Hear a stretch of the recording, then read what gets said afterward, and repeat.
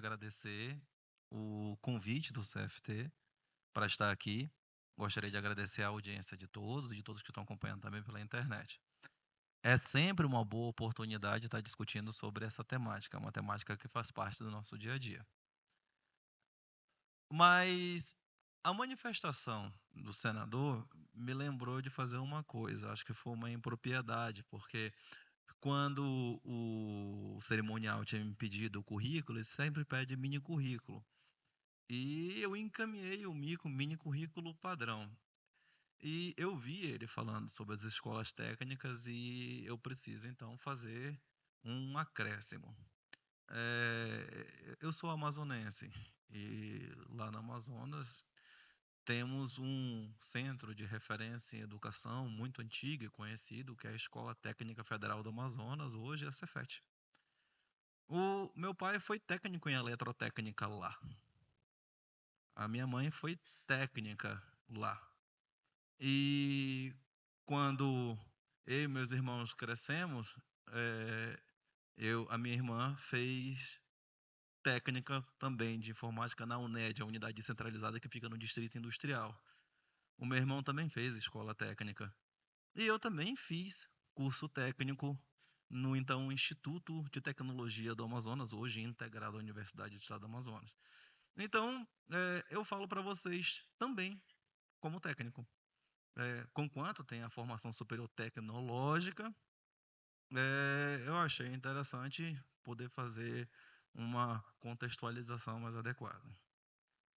E tem uma coisa interessante, isso aí o meu pai sempre fala.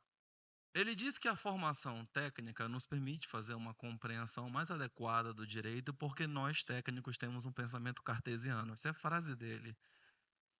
E olha, eu tendo a concordar. Até porque isso tem facilitado muito o meu trabalho ao longo desses anos. Eu tenho quase 19 anos de defensoria pública e a análise nesse campo jurídico sobre a realidade que nós temos à nossa volta é quase sempre um tanto quanto caótica, porque a análise em humanas é diferente da visão que nós temos dentro de um campo que nos força a ser o mais analítico e sintéticos o possíveis, quando isso é possível. E é com base nessa visão que eu acho interessante fazer o comentário a respeito da temática que nós temos aqui. E é um desafio interessante porque eu tenho que comentar, não é sobre regularização fundiária, eu tenho que comentar sobre o papel do técnico na regularização fundiária. E para não ser cansativo, eu vou falar para vocês então sobre um caso. E esse é um caso, o que é muito interessante, Marcelo, é que eu trouxe esse objeto de pesquisa desse caso junto comigo, que é conselheiro de vocês, que é o Eduardo, que está bem ali à frente, que é técnico da Defensoria Pública do Estado do Amazonas. Eu peço, por favor, uma salva de palmas para ele. E não é à toa, é porque ele está no meio de um dos casos mais complicados que nós temos. E para isso eu vou pedir licença, então, para poder falar em pé para todos vocês. A questão é que lá no Amazonas, nós enfrentamos uma das grandes fronteiras do enfrentamento fundiário. A realidade lá é bastante dramática e os noticiários mais recentes mostram essa situação. Porque hoje, de uma forma um tanto quanto dramática, os ventos da fumaça que nos alastraram no ano passado chegaram aqui com vocês, aqui em Brasília e no Sudeste. Então, compartilhamos todos de uma realidade que é muito triste no norte do Brasil inteiro. Tanto de uma forma complexa no estado do Pará, tanto de uma forma triste no meu estado do Amazonas. Qual é a correlação sobre isso? Eu vou deixar mais ao final. A questão é que no Amazonas, por conta de suas próprias peculiaridades, a questão fundiária não é uma questão ideológica, não é uma questão idílica, não é uma questão de ideal. Ela é uma realidade insofismável. por diversas condições: isolamento, falta de pessoal, falta de técnicos em específico, dificuldades de logísticas, problemas socioeconômicos, tudo isso. Tudo isso. Esse era um quadro que já era contado décadas atrás e hoje ele não tem mudado muito. Na verdade, ele fica um tanto quanto dramático porque as facilidades do momento moderno como hoje faz com que os problemas venham mais fácil do que as soluções. Então, as pessoas existem e elas precisam viver. E no Amazonas nós não temos um grande vazio, apesar de sua própria demografia demonstrar uma diferença gigantesca para os demais estados da federação. Mas nós existimos lá. Nós existimos lá. De uma forma um tanto quanto limitada nessa explicação, para o Amazonas nós temos uma população de pouco mais de 4 milhões de habitantes, onde pouco mais da metade vive na capital. E todo o resto vive espalhado pelos outros 61 municípios que compõem o interior do Amazonas. Fixem bem isso na cabeça. Você tem um estado que é do tamanho de quase de um continente que tem apenas 62 municípios. Então você tem 61 no interior e a própria capital. Cada um com áreas territoriais gigantescas, que também são subdivididos geograficamente entre sede e comunidades. Segundo um dos últimos levantamentos que eu tive acesso, o Amazonas tem mais de 3.000 comunidades rurais espalhadas por toda a sua área. 3.000 comunidades que estão espalhadas na beira de rios e na beira das poucas estradas que nós temos, porque nós não temos uma malha que nos conecte a todos, como, por exemplo, é o oposto no estado de Minas Gerais. Você tem, então, uma dificuldade gigantesca para a própria existência. Mas, independentemente disso, as pessoas vivem lá. Talvez seja necessária uma pauta específica para discussão sobre essa realidade socioeconômica, sobre essa realidade própria antrópica. Não é o caso aqui. O caso é que a realidade existe lá. E, independentemente das pessoas existirem, não há o acompanhamento para e passo do Estado em todas as suas vertentes. Seja os municípios, seja o Estado membro, seja o próprio governo federal.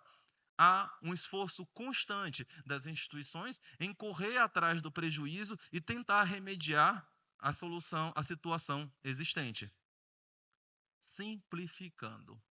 Em determinada comunidade rural, e eu vou falar somente de comunidade rural por enquanto, depois eu transporto para situações urbanas. Em determinada comunidade rural, há necessidade de tudo. Porque há necessidade de situações básicas, como água, há necessidade de energia elétrica, há necessidade de escoamento de produção, há necessidade de compra de insumos. E quando eu falo em comunidades rurais, eu não estou falando de comunidades de meia dúzia de pessoas, eu estou falando de comunidades de milhares de pessoas que vivem isoladas no meio do nada. Eu posso dizer, então, sem nenhum exagero, que você tem hoje pessoas vivendo na Amazônia no século retrasado, sem acesso à energia. Sem acesso à energia, em hipótese nenhuma. E com instituições, inclusive, dificultando isso. Para fim de registro, já que está sendo gravado, é o caso, por exemplo, da região de desenvolvimento sustentável do Rio Negro, criada por decreto em 2008 e de uma hora para outra jogou os moradores no século retrasado. Estão impedidos de ter acesso à energia na área. E isso é um problema. Independentemente dessa situação, a situação fundiária continua se espalhando por conta dos problemas cartorários que diversos de vocês que atuam nessa área fundiária enfrentam constantemente. E ontem eu estava na mesa e os meus colegas que estavam discutindo falavam sobre essa realidade, os problemas que isso representa, a dificuldade e a compreensão sobre todos esses problemas que fazem parte do dia a dia, de quem tem que enfrentar os problemas que a administração apresenta para a solução daquilo que não deveria existir. E eu consigo resumir isso em um caso, que é o caso que eu trago aqui para vocês, que é o caso do Eduardo. E é bom, porque aí eu acabo falando sobre a regularização e o papel do técnico. E essa área é interessante, porque essa área ela fica numa área limítrofe urbana e rural. Hoje é área rural ainda. Então, vamos ao resumo do caso para poder ilustrar tudo isso que eu falei de uma situação mais ampla. Em uma área rural de Manaus, bem longe do centro urbano, com a dificuldade de acesso gigantesco, ainda bem que existe acesso para a estrada. O nome deste local se chama Ramal do Brasileirinho. É o nome da área. É um ramal comprido, cheio de curva, muito estreito e com a infraestrutura precária. Mas ele está asfaltado hoje. Décadas depois está asfaltado. Mas o senhor não está errado, porque, tirante esse, existem tantos outros que estão no barro, quando com muita sorte estão na pissarra. Ou às vezes nem isso, porque em algumas outras comunidades que nós visitamos, o acesso é apenas por água. E quando você está falando de uma seca como essa, nem água tem mais. É o caso, por exemplo, de uma comunidade numa mesma distância, conhecida como, o nome da comunidade é engraçado, Comunidade do Abelha. Chegaste lá conosco. E o acesso hoje se faz dificultado ou impossibilitado, porque não tem água.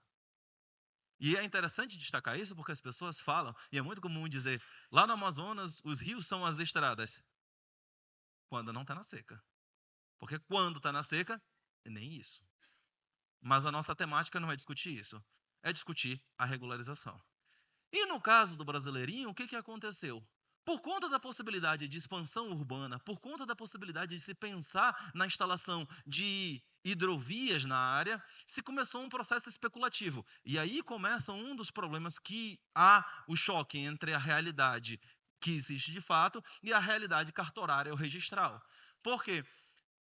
Há uma ausência constante de atuação do Estado como um todo, num planejamento mínimo futuro, a fazer com que a especulação acabe acontecendo de forma inexorável em cima de realidades que existem há muito tempo. Então, comunidades tradicionais acabam sendo prejudicadas com a mera perspectiva de que uma melhoria feita pelo Estado acabe fazendo valorização de áreas. É o caso lá do Brasileirinho. É o caso também, por exemplo, do sul do Amazonas, notadamente no município de Lábrea. Mas lá no Brasileirinho a perspectiva era da valorização. E o que aconteceu? Muitas das aquisições acabaram sendo feitas porteira fechada através de registros em cartório. É o que acaba acontecendo. Em diversas situações acontece isso.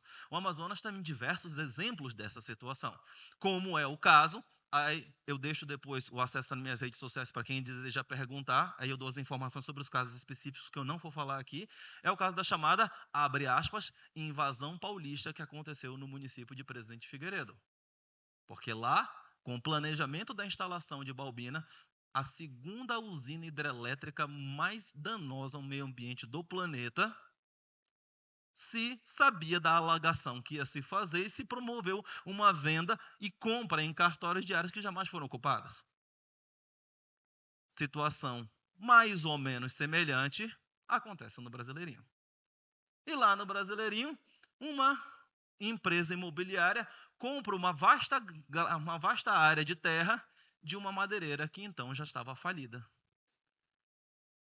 A madeireira possuía a área há muitas décadas. E quando a imobiliária compra a área para efeito de especulação, e efeito de especulação em imobiliária é sinônimo, eu não estou nem fazendo crítica, é o modelo de negócio, então isso não é crítica.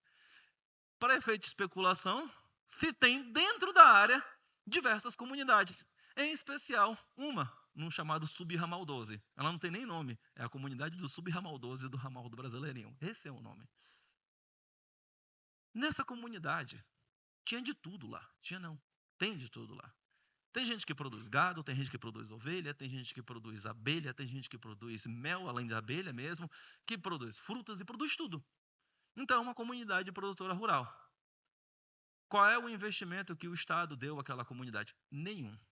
Não deu fomento, não deu proteção, não deu absolutamente nada. E essa é uma realidade que existe em diversas outras comunidades que nós atendemos. É uma realidade que diversos outros colegas defensores enfrentam o Brasil afora. Então, não estou contando nenhuma novidade sobre isso. O problema é que lá pelas tantas, a presença de pessoas dentro de uma área voltada à venda, à alienação, gerou problemas. E isso começa a gerar os embates cartorários necessários. E isso acaba gerando os embates judiciais. Então, no Brasileirinho, ações de reintegração de posse aconteceram. Assim como acontece manutenções de posse, reivindicatórias de propriedade, emissões na posse ou qualquer outro nome que se dá a ações nesse sentido, que fazem com que todas as pessoas que se encontram em campo se encontrem às voltas com os problemas e as dificuldades que tais problemas representam. Eu não vou aqui discutir todos os detalhes de uma ação que tem mais de 5.000 páginas com vocês. A gente vai resumir a situação. Porque no frigir dos ovos, a Constituição Federal fala, e é muito clara, no artigo 5º, inciso 22, que é garantido o direito de propriedade. Ponto. Ponto. E há quem queira relativizar isso. Vamos absorver isso aí. Ponto. É garantido o direito de propriedade.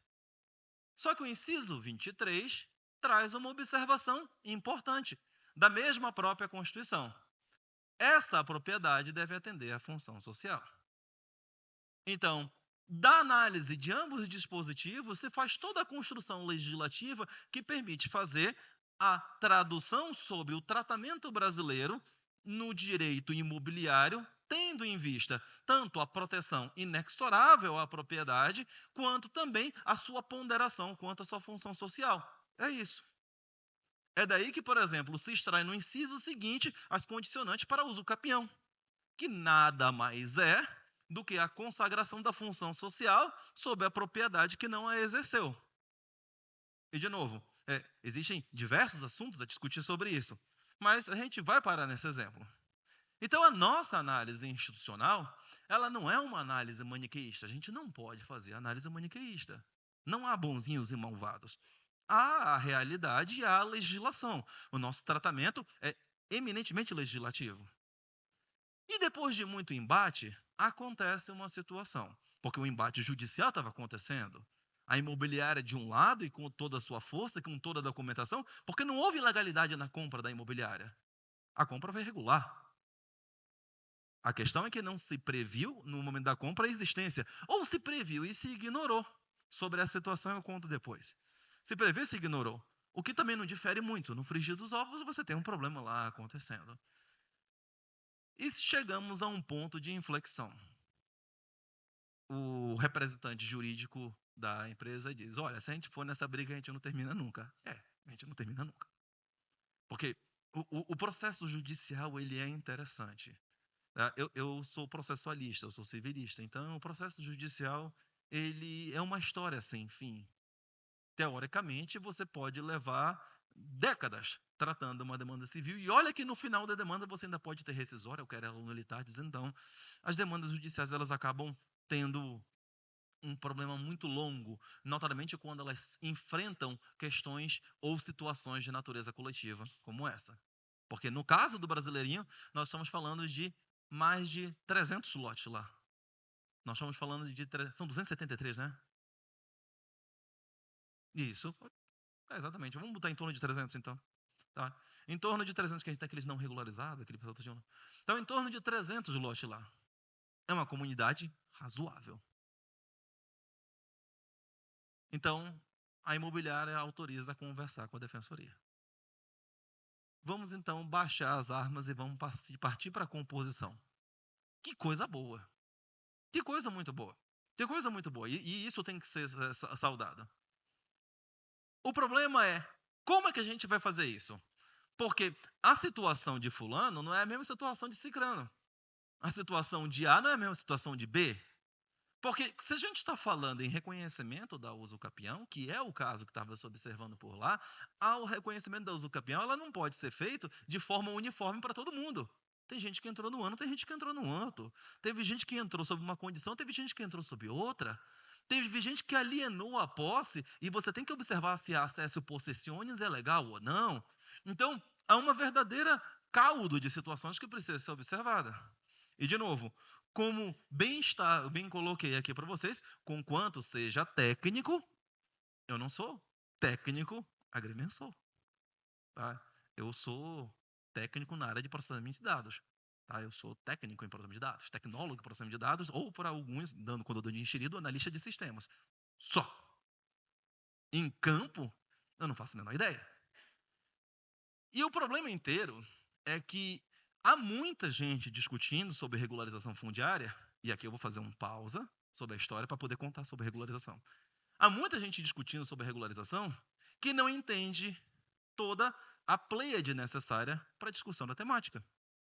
A gente que quer tratar da regularização fundiária unicamente sobre o aspecto jurídico. Isso é impossível. Há muita gente que quer discutir sobre o aspecto eminentemente técnico. Isso é impossível também. Então, é necessário que tenha uma sinergia entre os dois campos para que você possa ter a realidade e uma solução concreta aos problemas que apresentam. Porque em algum momento no passado, e isso ainda acontece, a realidade para a regularização admitia uma certa informalidade nos registros. Eu sei que tem muitos técnicos que acompanham aqui que já tiveram a felicidade ou a infelicidade de observar registros de imóveis dos mais esdrúxulos possíveis. E você tem que ler aquelas matrículas, tem que pegar aqueles mapas escritos à mão, outros é datilografia, graças a Deus quando isso acontece, e tem que observar como eram os limites e os marcos. Porque hoje você fala em medida por GPS, graças a Deus. Só que assim, GPS é um negócio de pouco tempo atrás. Antes eram as confrontações do igarapé tal com o marco do não sei da onde. E antes disso ainda, nem isso ainda. As discussões eram bem alargadas. E isso representa um problema desgraçado, porque isso apresenta a possibilidade de sobrematrícula, de sobreposição, de terrenos caminharem. Tem terrenos que caminham às vezes. Eles iniciam um registro no município e saem caminhando para outro. Esse fenômeno acontece. E eu tenho certeza que ele não é um fenômeno só lá do Amazonas. Eu tenho certeza que ele acontece em outros lugares do Brasil. Eles saem caminhando por aí. Já observaram isso? Tá. Eu estou vendo gente balançando a cabeça, mas que não quer se entregar. É verdade, acontece mesmo. Ah, acontece. E isso é esdrúxulo, porque o pessoal que está comentando aqui, nesse caso eu estou vendo, beleza, estou captando aqui a situação, é porque a gente não sabe qual é a consequência, se a gente confirma a existência disso. Será que eu vou ter que testemunhar sobre um registro que está voando por aí para algum lugar? Não, isso é apenas uma palestra sobre matemática, a gente não está fazendo nenhuma representação em concreto. Mas, de novo, é necessário entender aquilo que está lá no papel. E olha, talvez haja necessidade da discussão específica sobre a situação, porque num momento em que, apesar de eu ser da área tecnológica, eu sou muito refratário com relação a novidades, porque as pessoas celebram muito tecnologia sem se preocupar com infraestrutura. Não dá para você pegar e depositar confiança sobre mecanismos que movimentam a nossa sociedade em novidades tecnológicas que não estão adequadamente regulamentadas. Mas me permitam ousar, no momento onde já se discute de forma bastante consolidada blocos de confirmação, blockchains, falar ainda sobre registro imobiliário da forma tradicional como nós temos hoje, me parece um tanto quanto anacrônico. Então, a gente precisa empurrar essa realidade, porque hoje a legislação, a Constituição e o Código Civil vai exigir com que a comprovação da realidade da propriedade se faça através da demonstração de registro em cartórios específicos. E quem fala isso é a própria legislação específica cartorária, para tanto. E ela traz as exigências e obrigações para que isso aconteça. Então, a realidade factual da ocupação em posse, ela precisa ser traduzida para aquilo que a gente observa nos registros de imóveis. E aí é que já começa um problema enorme, porque as pessoas entendem como, e isso vai até para técnicos, cartório. E a legislação não ajuda muito, porque cartório, existe uma porrada de cartório. Porque para que você possa pegar e fazer uma transferência imobiliária adequada, é necessário que você converse com um cartório de registro de imóvel onde está registrada ou indicada a posição daquele lote que você quer trabalhar. E para que você possa fazer regularização dele, você precisa de uma chave código, que é a escritura que é preparada para um outro cartório, que é o cartório de notas. E para que isso seja adequado, é necessário que esse cartório que codifique um instrumento particular ou público precise fazer da forma adequada com a instrução e parametrização adequada da realidade. E isso só o profissional técnico pode realizar. O problema inteiro está que às vezes acontece encastelamento inútil. Né, nós temos uma situação acontecendo no CFT, uma situação que eu fui convidado a participar e com toda a felicidade eu procurei ajudar e quero continuar ajudando. Então eu vou deixar, Marcelo, porque é a discussão que está tendo hoje lá no Ministério da Defesa, eu acho que isso precisa avançar e isso causa problemas severos. Por quê? Se nós estamos falando de uma necessidade de compreensão suave, para poder falar desse jeito, a respeito desse universo registral e da realidade em campo, quanto mais profissionais tivermos, melhor. Porque o grande entrave para a regularização fundiária é justamente a ausência do profissional técnico, num sentido amplo. E quanto mais se nós tivermos exigindo formação demais, teoria demais para algo que tem que ser observado da forma mais pragmática possível. E nesse ponto eu falo como técnico. Ora, eu vi o senador falando sobre programação. Eu sou programador. Eu programo em 6 linguagens de programação diferentes. Tá certo que faz um tempo que eu não programo. Tá? Porque o direito me toma tempo suficiente para isso. Mas para você ser programador, você não precisa de ter uma formação em bacharelado em tecnologia da informação para que você possa fazer a compreensão sobre a programação de sistemas de controle de comércio ou a programação de qualquer outra situação, ou mesmo sistemas básicos que vão fazer análise de data science ou qualquer outra coisa. Você consegue fazer com análise técnica. O mesmo paralelo existe para a situação em campo que nós temos hoje. Porque nós temos no Brasil hoje quase 6 mil municípios que estão deficientes da quantidade de profissional técnico para análise do que é básico. Eu trabalhei no interior do estado do Amazonas. E a ausência de profissional técnico faz com que aquilo que seja crucial para o desenvolvimento de uma estabilidade fundiária não aconteça. Porque em vários municípios onde eu trabalhei, o setor de terras era apenas uma única pessoa. E essa única pessoa comissionada sem conhecimento nenhum.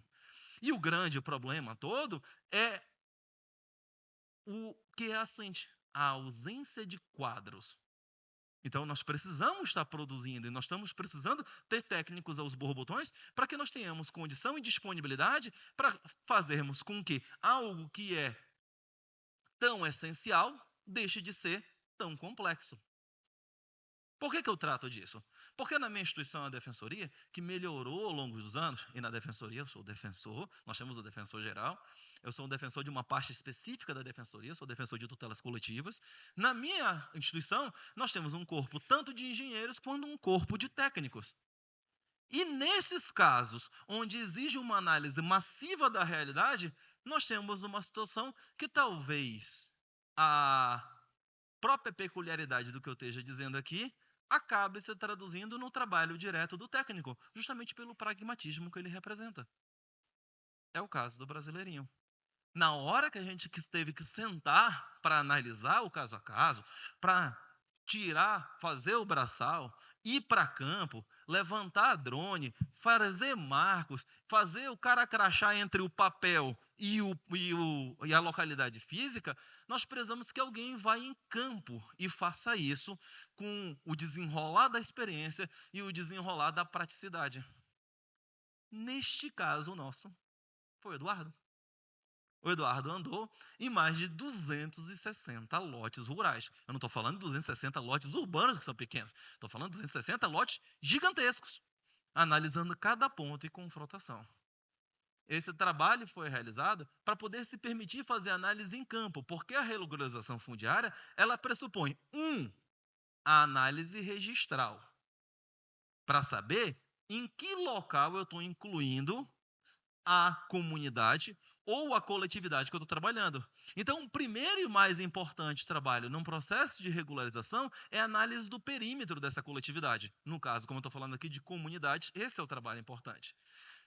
Porque a pegadinha que existe em processo de regularização, para quem faz a análise jurídica desse processo, observando unicamente a legislação, é acabar caindo no erro de se fazer análise caso a caso de cada uma das realidades individuais antes de se fazer a análise do todo.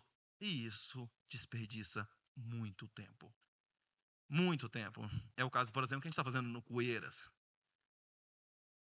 nós conseguimos ter praticidade nisso e nós conseguimos poupar problema, portanto, porque a primeira parte que existe no processo de regularização, seja pela usucapião, seja através da REURB, seja através de qualquer uma das peças de legitimação de posse, porque os processos judiciais, vocês percebem que eu não falei sobre nenhum deles até o momento. Os processos judiciais, eles trazem apenas técnicas específicas, mas no caso, o que é o nuclear importante é a análise técnica. Porque a demonstração da realidade da coletividade tem que estar casando com o papel que indique nos cartórios onde estão as greves e a quem eles pertencem. E isso é um problema enorme porque muitas das vezes as bases municipais, estaduais e federais não conversam. E o trabalho a ser realizado é gigantesco e ele não pode prescindir dessa análise. Porque, por exemplo, em se tratando de uso capião ou mesmo a REURB, ambas as legislações, elas exigem com que, num processo eventualmente judicial, todos os entes têm que ser instados a se manifestar, independentemente da área, se for teoricamente particular.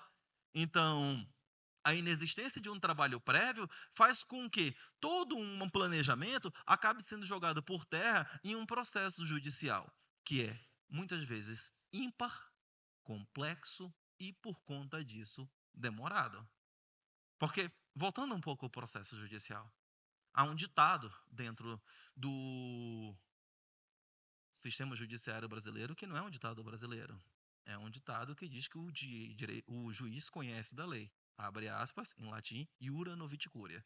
Então, em tese, você não precisaria estar explicando quais são os fundamentos de uma ação que você precisa pleitear ao judiciário. Bastaria você dizer, eu quero isso. E como o juiz conhece o direito, ele vai correr atrás.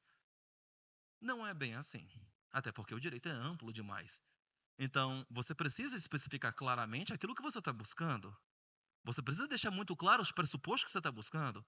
Porque num sistema judiciário como o nosso, tão carregado de demandas e problemas, o quanto mais simplificado você consegue ser, o quanto mais cartesiano você consegue ser, o tanto mais simples você consegue êxito nas demandas que você está demandando. E isso nós estamos falando onde há composição de interesses. Imagine quando há o oposto. Então, todo esse trabalho tem que ser mais adequado.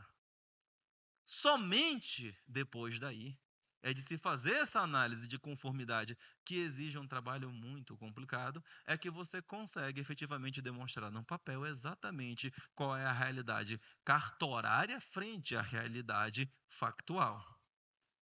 Isso faz com que o processo ande. Lá com a gente, no caso do Brasileirinho, nós fizemos mais de uma dezena de reuniões envolvendo comunidade, proprietário e todo lado. Nós conseguimos dividir as comunidades em 3 grupos. 3 grandes grupos. Nós dividimos em um grupo que chamamos de grupo de ausência de conflito, o grupo de conflito total e o grupo onde há uma zona de penumbra. E a gente conseguiu avançar através de reconhecimento do usucapião, no caso a caso, mas o primeiro passo que foi feito foi o passo em campo. E o passo em campo é que nos permitiu chegarmos nessas grandes rodadas e analisar, apesar de serem em grupo, caso a caso, cada uma das demandas, e nós conseguimos dividir quase 40% com reconhecimento de usucapião por parte do proprietário. Por que isso? Não é porque nós temos lindos olhos ou porque a gente argumenta de forma adequada. É porque a demonstração do trabalho técnico demonstrou que a realidade factual era inexorável. E combater isso judicialmente ia ser praticamente inviável. Era mais interessante para o outro lado reconhecer a necessidade de regularização do que continuar litigando. E todos os outros casos que não haviam usucapião? Porque a usucapião, ela tem diversas espécies. E a usucapião ainda exige tempo, exige boa-fé. E tem gente que não tem nenhum outro. Mas o trabalho técnico permitiu que, em alguns casos de posse com até 2 anos, pudesse ser regularizado como posse pelo menos consolidada e permitiu com que houvesse venda nesse caso a caso. Venda assistida dentro da instituição e acompanhada por notária que esteve conosco acompanhando caso a caso. nós conseguimos, então, numa situação onde composição coletiva de um lado e composição coletiva de outro, avançar para uma situação onde nós conseguimos excluir quase que 100% dos conflitos. Quase que 100%. Porque, como diz até aquela música do camarada, às vezes a gente resolve 99%, mas existe aquele 1% que dá trabalho. É, faz parte. Só que isso facilita a resolução do conflito. Uma coisa é você ter 300 famílias batendo na porta do judiciário de forma insatisfeita. Outra coisa é você reduzir isso para 10. E com a possibilidade de você mostrar, olha que caminho nós andamos nesse sentido. E isso funciona de forma bastante adequada. Então, hoje, nós estamos com apenas uma questão de competência a ser discutida, porque agora, aos 45 do segundo tempo, apareceu um camarada lá dizendo a competência disso é federal, e a gente está para discutir isso, mas em 30 dias a gente sabe a finalização. E aí, eu faço questão de deixar o spin-off para vocês, porque se der tudo certo, ainda no final do ano, nós estamos titulando mais de 300 lotes lá em uma de nossas áreas, e nós temos um astro para poder comemorar isso, que é justamente um técnico que está à nossa frente, que é o técnico Eduardo da Defensoria Pública do Amazonas, o TF.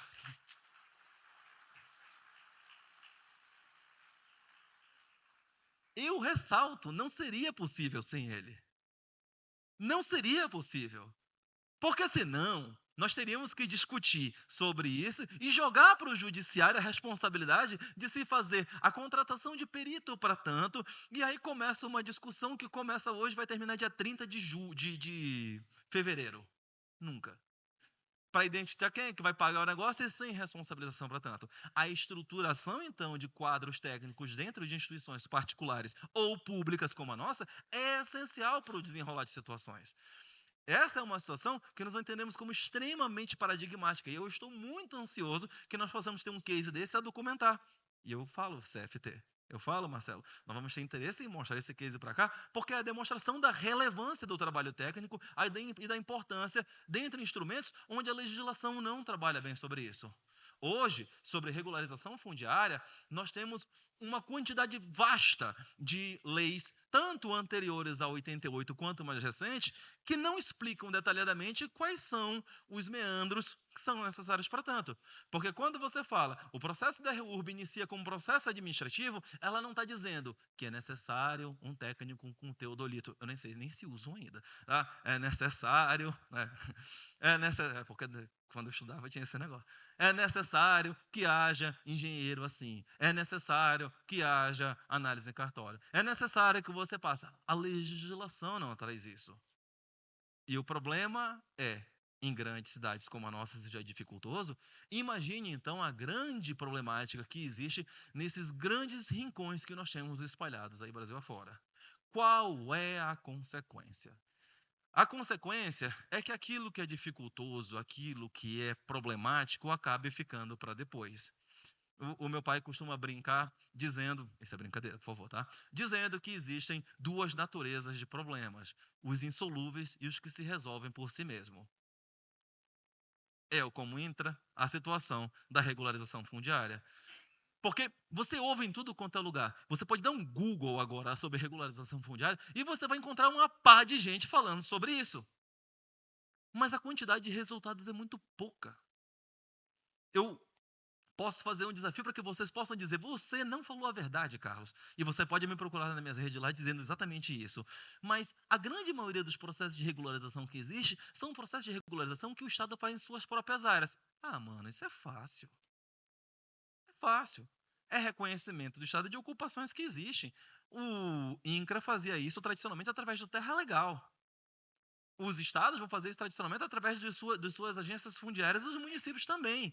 Só que assim, a quantidade de terras públicas que existem ocupadas é muito pouca. As municipais são pequenas, as estaduais são mais ou menos razoáveis, as federais, ou federais tanto da União quanto de suas autarquias ou empresas públicas, são maiores. E o problema é que o reconhecimento dessas situações de forma negocial depende de ajustes de vontade que vão praticamente depender de um alinhamento estranho de astros. No caso do Amazonas, de novo. Lá no ramal do Brasileirinho, de novo, eu não estou querendo ser repetitivo, é porque lá tem tudo. Lá é um mini universo. No quilômetro 1, nós temos uma comunidade urbana. E ela tem um nome, se chama Coliseu. Coliseu 1, 2 e 3. Coliseu é gigantesca. Mas quando eu digo gigantesca, é gigantesca mesmo. Tem ideia de quantas pessoas tem lá, Eduardo? 500? Não, minha filha. Tem quase 5.000. Isso é Coliseu. É uma ocupação irregular urbana.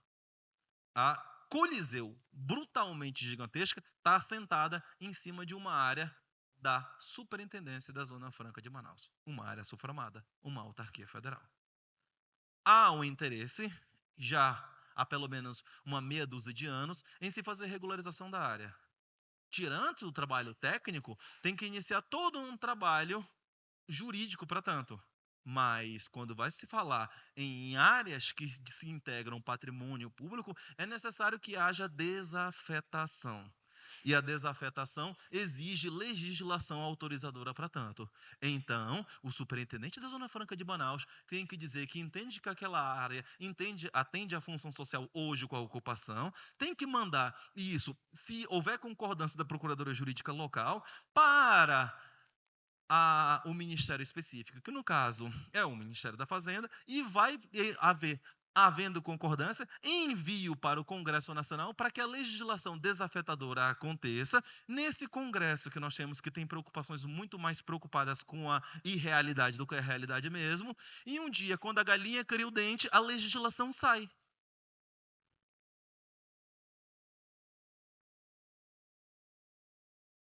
Exato. Exato. Um menino chega e diz: graças a Deus que a vovó deu entrada nessa ação. Hoje eu estou recebendo o título por ela. Exato. E aí é que inicia a Via Crucis depois da regularização. Por que eu fiz questão de falar sobre essa situação específica? Porque é interessante discutir a análise sobre regularização sobre aspectos teóricos, que é o que acontece. E, gente, falta pouco mais de 6 minutos, pouco menos de 6 minutos para eu acabar aqui com vocês, e eu sei que teria muita coisa para poder detalhar. Eu procurei uma situação paradigmática para poder tratar.